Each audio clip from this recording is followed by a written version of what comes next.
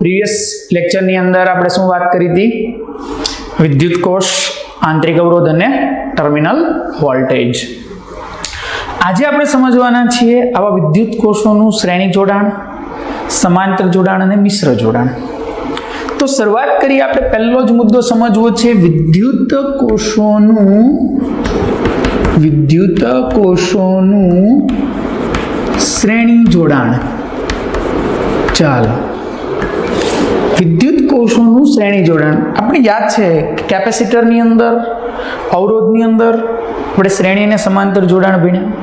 અત્યારે વિદ્યુત કોષોમાં આપણે આવું સમજવું છે તો એના માટે આપણે કન્ડિશન લઈએ. માની લો કે મારી પાસે બે વિદ્યુત કોષ છે, જેમાં એકનું EMF E1 અને એનો આંતરિક અવરોધ R1. આંતરિક અવરોધ ખરેખર મિત્રો કોષની અંદર હોય. કાલે મેં કીધું હતું અથડામણના કારણે ઉત્પન્ન થતો અવરોધ છે. સમજવા માટે બાર દોરીએ છીએ. બીજો કોષ જેનું EMF E2, આંતરિક અવરોધ R2. આ રીતે જોડેલા છે. આને શ્રેણી જોડાણ કહીએ. બરાબર. બે જુદા જુદા EMF અને આંતરિક અવરોધ ધરાવતા બે કોષોને આકૃતિમાં દર્શાવ્યા મુજબ શ્રેણીમાં જોડતા.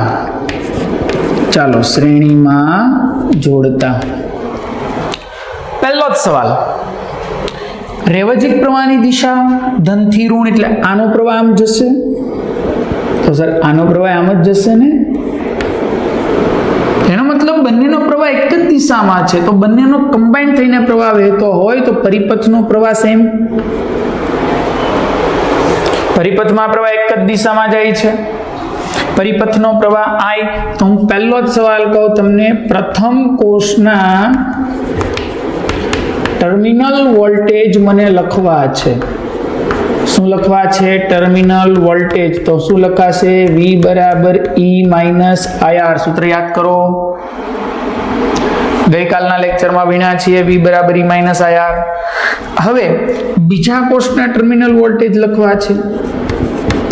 બીજા કોષ માટેના ટર્મિનલ વોલ્ટેજ લખવા છે. તો શું લખાશે? E minus IR. તો અહીંયા એક કન્ડિશન તમને પૂછું નાનકડી. પરિપથનો સમતુલ્ય, આ બે જોડ્યા છે, મારે બે કાઢી નાખવા છે. આપણે આ બે કાઢી નાખવા છે અને કોઈ એક એવો કોષ જોડવો છે જે આ બંનેના બરાબરનું કામ કરતો હોય, જેને સમતુલ્ય બોલાય. તો પરિપથનો સમતુલ્ય ટર્મિનલ વોલ્ટેજ જો હું લખવા જાઉં તો મિત્રો શ્રેણી જોડાણ છે એટલે વોલ્ટેજનો સમેશન થશે. તો V1 પ્લસ V2 લખાશે. V1 ની વેલ્યુ શું છે? E1 minus IR1. V2 ની વેલ્યુ શું છે? E2 minus IR2. તો મિત્રો આપણે આવું કરીએ, E1 plus E2 minus I common લઈ લો, R1 પ્લસ R2. અમે શું લખો? સમતુલ્ય terminal voltage, equivalent terminal voltage. તો જો આને આપણા મૂળ સૂત્ર સાથે સરખાવો, V equivalent is equal to E equivalent minus I R equivalent સાથે સરખાવવામાં આવે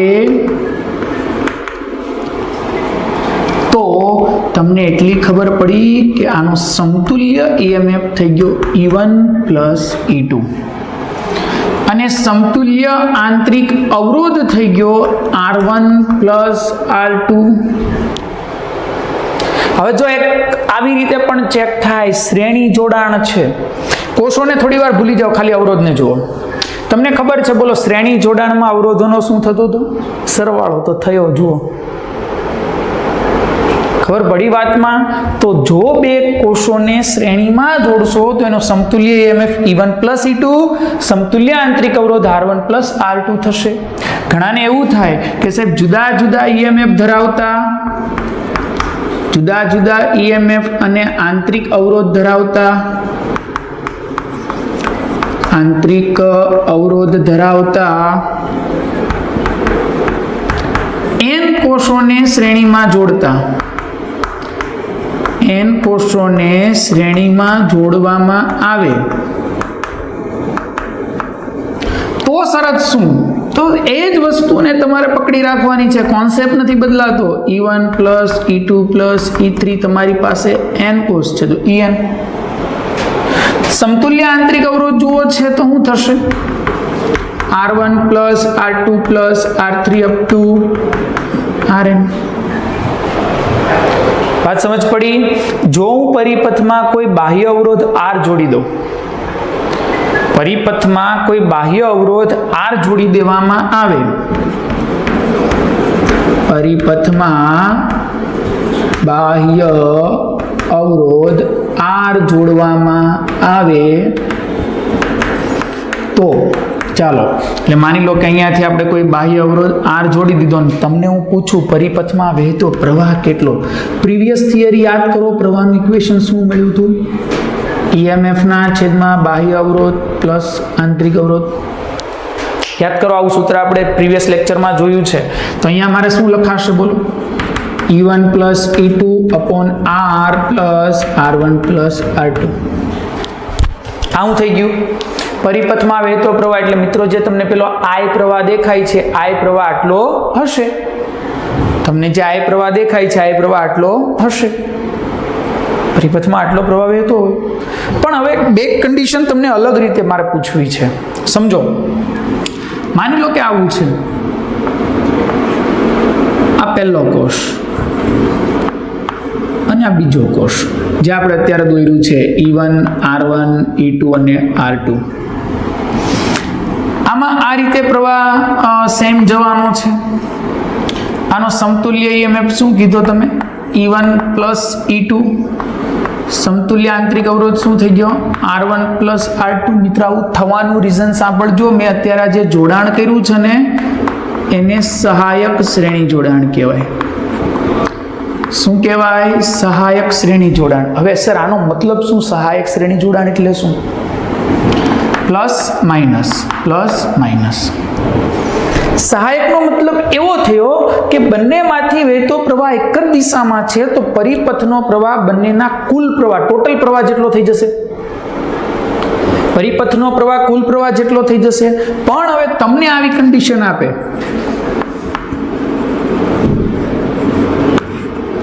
ચાલો આ કન્ડિશન તમને આપી છે મેં, E1 R1 E2 R2 plus minus minus plus. તો આને મિત્રો વિરોધક શ્રેણી જોડાણ કહેવાય. શું કહેવાય? વિરોધક શ્રેણી જોડાણ. તો જો આમાં તમારે સમતુલ્ય EMF જોતો હોય તો E1 માઇનસ E2. ઘણા વિદ્યાર્થીઓ વિચારવા માંડ્યા આવું શું કામ ને સર માનાંક શું કામ કર્યો? સમજાવો. વિરોધક એટલા માટે કે આનો પ્રવાહ આમ જશે, આનો પ્રવાહ આમ જશે. એટલે ઇન શોર્ટ જો તમે અહીંયા કોઈ પરિપથ પૂરો કરશો તો બેના પ્રવાહ પરસ્પર વિરુદ્ધ દિશામાં આવ્યા એટલે એકબીજાનો વિરોધ કરશે. અહીંથી આવ્યા તો સાહેબ આ વિરોધ થશે. પ્રવાહનો વિરોધ કરે છે એટલા માટેનું સમતુલ્ય EMF E1 માઇનસ E2. પણ ઘણા કહેશે સર આ માનાંક શું કામ કર્યો છે? માનાંક કરવાનું રીઝન EMF ઋણ ન હોય. અને તમે બધા જાણો જ છો, આપણે પ્રીવિયસ લેક્ચરની અંદર જોયું હતું EMF એટલે ખરેખર શું છે? એકમ ધન વિદ્યુત ભારને ઋણ ધ્રુવથી ધન ધ્રુવ સુધી લઈ જવા માટે અવિદ્યુતીય બળો દ્વારા થતું કાર્ય. ક્યાંય એવું તો નથી સાંભળ્યું ને આપણે -5 વોલ્ટ ધરાવતો કોષ છે? નેવર. EMF ઋણ ન હોય એટલા માટે મેં માનાંક કર્યો છે. તમે બાદબાકી ભલે કરો પણ એની પ્લસ ધન વેલ્યુ લેવાની છે. અને અવરોધ શું થશે? R1 plus R2. અવરોધમાં તો કોઈ ચેન્જ નથી.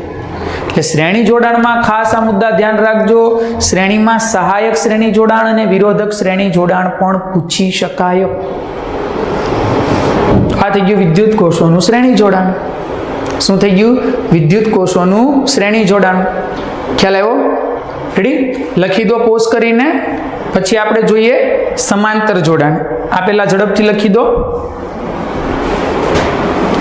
પછી આપણે સમાંતર જોડાણને સમજીએ.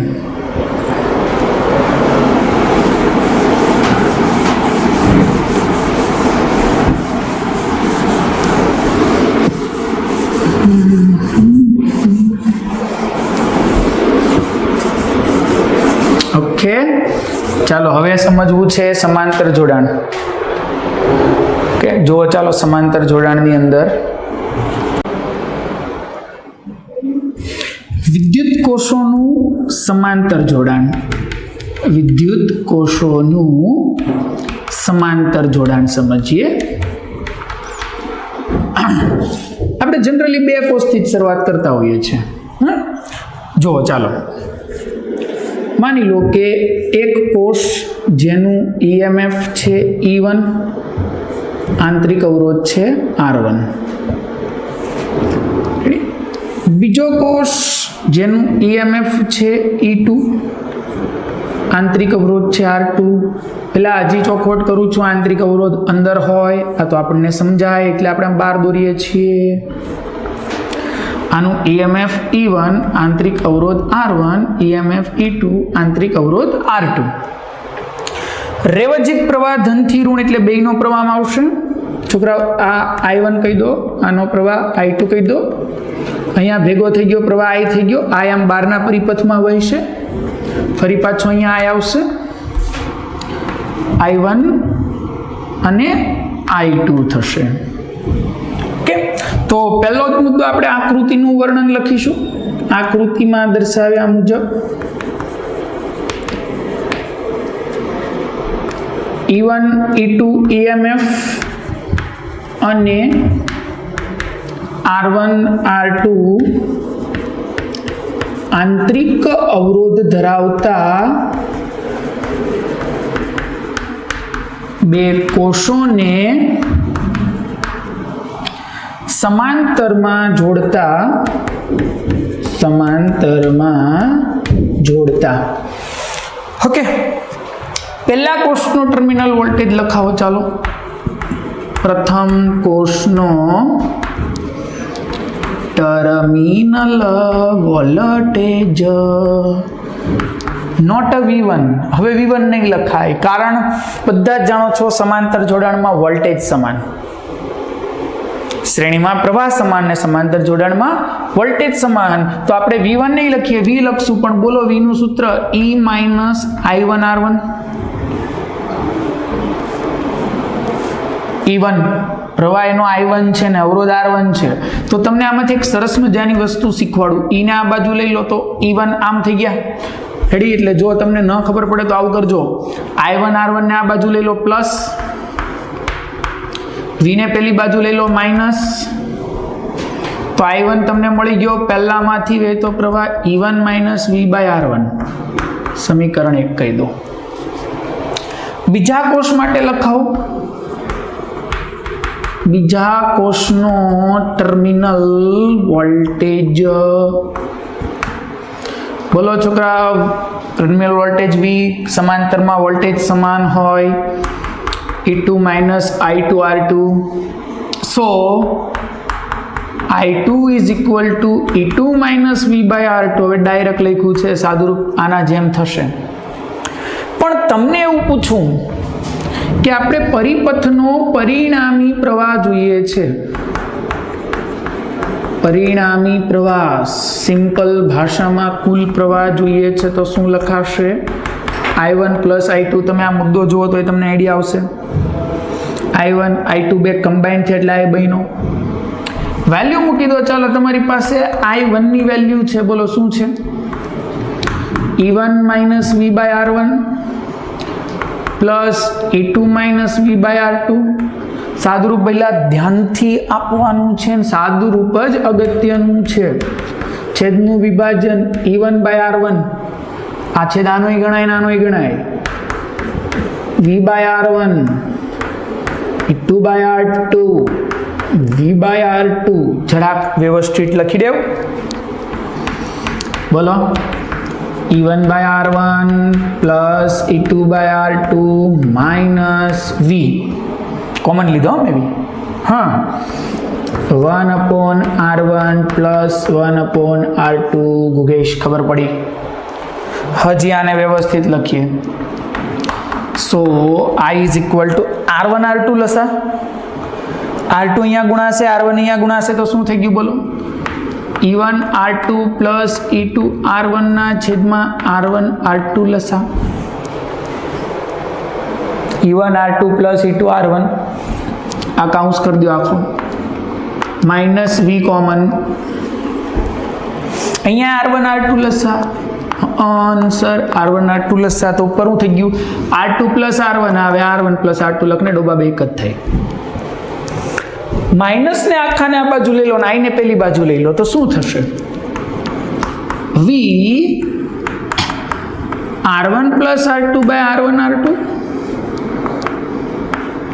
E1 R2 plus E2 R1 by R1 R2 आई पेली बाजू गया एटले माइनस आई थई गया हवे समझो ध्यान थी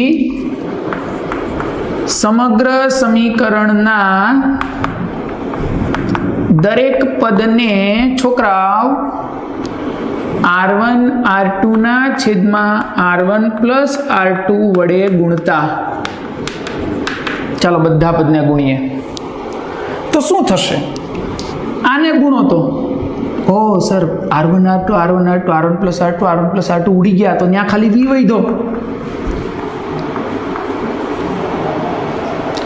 अहींया गुणो आनी साथे हूँ स्टेप बाय स्टेप जो शीखवाड़ू छू R1 R2 R1 R2 वही गया तो हूँ वही दू E1 R2 plus E2 R1 छेदमा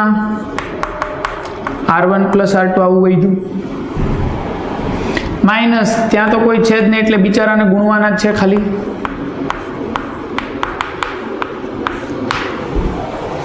સમજાયું ચાલો આને આપણા મૂળ ઇક્વેશન સાથે સરખાવો બોલો મૂળ ઇક્વેશન V બરાબર E માઈનસ IR પરિણામી પ્રવાહ પરિણામી EMF પરિણામી અવરોધ જો હું આની સાથે સરખાવું સાથે ખાવતા તો હું થતા E equivalent is equal to E1 R2 E2 R1 छेदमा R1 plus R2 समतुल्य अवरोध R1 R2 ना छेदमा R1 plus R2 छोकरा तुमने खबर आ सूत्र कोना जेवू छे पेलू अवरोध वाळू हाँ आने हूँ आम पण लखी शकूँ ने 1/R1 plus 1/R2 is equal to 1/R equivalent नहीं आ तमे आ जुओ तो आ स्टेप आनु सादु रूप ज छे ने R1 R2 लसा R1 प्लस R2 पछी सीधू करो એટલે થઈ ગયું मैं તમને શીખવાડ્યું હતું તમારી થિયરી સાચી છે કે ખોટી કેમ ખબર પડશે તો આના પરથી યાદ કરો શ્રેણીમાં આપણે સમતુલ્ય અવરોધ શું આવ્યો તો R1 + R2 આવ્યો તો समांतर में शू आयो 1/R is equal R equivalent is equal to 1/R1 plus 1/R2 समांतर नु सूत्र आवी गयुं तो आपणी थियरी साची छे आपणी थियरी साची ज छे खबर पड़े ख्याल आवे छे वात में तो जो समांतर में जोड़शो तो समतुल्य EMF आटलू ने समतुल्य अवरोध आटलो थशे એટલે समतुल्य अवरोध में तो तमारी सूत्र पेली अवरोधनी जे कंडीशन छे तो जळवाई ज गई એટલે આવા n કોષો જોડો તો એ કન્ડિશન તો ફોલો થઈ જ જશે પણ આને મારે આવા ફોર્મમાં લખવું હોય તો આ જે પદ દેખાય છે તમને પહેલાના ફોર્મમાં મારે આ પદને લખવું હોય તો શું લખાશે વિચારો ઝડપથી તમારે વિચારવાનું છે E equivalent by R equivalent સાંભળજો આ બેનો ગુણોત્તર લઈ લો अंश में मित्र आ छे छेद में आ छे तो R1 + R2 हेंडा શું થઈ ગયું E1 R1 plus E2 R2 ना छेद में R1 R2 आ छेद आनोय कहेवाय नानोय कहेवाय बेने छेद में आपो तो R1 हेंडा तो શું થઈ ગયું E1 / R2 એટલે સમજ પડે सॉरी અહીંયા E1 R2 ने E2 R1 છે सॉरी આવડી ગયા ચાલો आ छेद आनोय गणाय R2 R2 वीडा तो E1 / R1 प्लस अहींया R1 वीडा तो E2 / R2 जो तमारी पासे आवा n कोषोने जोड़ेला होत केटला कोषो n कोषो तो आज सूत्र तमे आवुं लखी शकत E equivalent / R equivalent E1 / R1 plus E2 / R2 up to EN / RN समझाई छे बात तो आ हूँ थी गयु विद्युत कोषों समांतर जोड़ा टर्मिनल वोल्टेज समान थशे जेटलो आनो एटलो ज आनो समांतर छे પણ અહીંયા પ્રવાહ જુદા જુદા છે. પરિણામી પ્રવાહ મેળવો અને સાદું રૂપ આપો એટલે તમને સમતુલ્ય EMF ને સમતુલ્ય અવરોધ મળી ગયા. જો એનો ગુણોત્તર લઈ લો તો પદ આવું મળે. એટલે આવા જો n કોષોને સમાંતરમાં જોડો તો E1/R1 + E2/R2 આમ કન્ડિશન ચાલી જાય. પણ એ શું મળશે? સમતુલ્ય EMF અને સમતુલ્ય અવરોધનો ગુણોત્તર. ઘણા કહેશે આવું શું કામ કર્યું સર? સમજાવું. ચાલ માની લે કે મારી પાસે આવા 5 કોષ હોત. હું તને સવાલ પૂછું સમતુલ્ય EMF શોધો, તો તું આ સૂત્રમાં થોડી કિંમત મૂકવાનો છે. આ સૂત્ર કેટલા કોષ માટે છે? 2 કોષ. 2 કોષ હોય તો ચાલ્યું. 5 છે, 5. અને હું તને સમતુલ્ય EMF પૂછું છું. તને E1/R1 E2/R2 E3/R3 E4/R4 E5/R5 બધું આપ્યું છે. અમે એટલા માટે લીધું કે જો 5 હોય ને તો પહેલા તો અવરોધ શોધી લે. 1/R equivalent is equal to 1/R1 + 1/R2 + 1/R3 + 1/R4 + 1/R5. બધાની વેલ્યુ મૂક. R equivalent મળી ગયો. તાર સમતુલ્ય EMF જોઈએ ને આ સૂત્રમાં. ચાલ આ જોઈએ છે. આ તને મળી ગયો આ સૂત્રથી. E1 આપ્યો, R1 આપ્યો, E2 આપ્યો, R2 આપ્યો, E3 આપ્યો, R3 આપ્યો, E4 આપ્યો, R4 આપ્યો, E5 આપ્યો, R5 આપ્યો. બધાની વેલ્યુ મૂક તો ઇક્વિવેલન્ટ મળી જાય. 2 કરતાં વધારે કોષો સમાંતરમાં છે, સમતુલ્ય EMF જોતું છે, તારા માટે આ ફાયદાકારક રહેશે. ખબર પડી વાતમાં? તો આવું થઈ ગયું વિદ્યુત કોષોનું સમાંતર જોડાણ. ઓકે, આવું જ એક ત્રીજું છે વિદ્યુત કોષોનું મિશ્ર જોડાણ. આ થિયરી વિડીયોને પોઝ કરીને લખી દો, પછી આપણે મિશ્ર જોડાણ સમજીએ. લખો.